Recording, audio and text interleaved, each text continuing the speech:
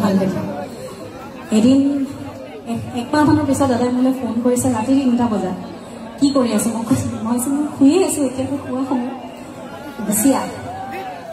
গান বনোৱা হৈ গ'ল গুচি আহ তাৰপিছত দাদা এই ৰাতিখনটো মই যাব নোৱাৰিম হ'ব দে তই কাইলৈ আহিবি গ'লোঁ নেক্সট ডে দাদাই গানটো নানানি কৰি গাই পেলাই খুব ধুনীয়াকৈ মিউজিকটো কৰি খুব ধুনীয়াকৈ থৈ দিছে তাৰপিছত দাদা খুবেই ভাল লাগিছে এতিয়া শব্দখিনি যে নাই তই শুনাকচোন মই আহি আছোঁ 5 মিনিটত দাদাই চকুৰ আগত লিখিছে সেই গানটো হৈছে চকু মেলি চোৱা নাই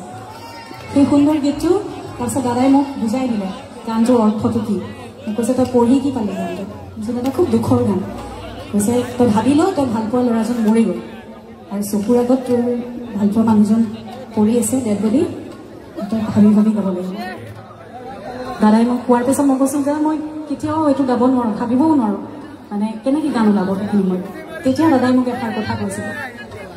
যি মানুহে অন্তৰত আঘাত নাপায় তেওঁ প্ৰেম কেতিয়াও কৰিব নোৱাৰে গতিকে তই ভাবি ল যে তই সেই আঘাতত তই গান গাব লাগিব সেই কথাটোৰে দাদাই মোক ক'লে তই গাগে যা তাৰপিছত এই গানটো আমি গাইছিলোঁ মই কথাখিনি কওঁতে মোৰ খুব মনত পৰিছে দাদালৈ দাদা নাই বুলি কেতিয়াও ভাবিব নোৱাৰোঁ আমি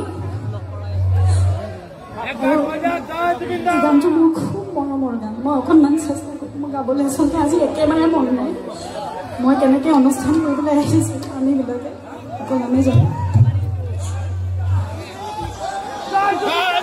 দাদা সদায় থাকিব মই অকণমান চেষ্টা কৰিম আৰু আমি দাদা যি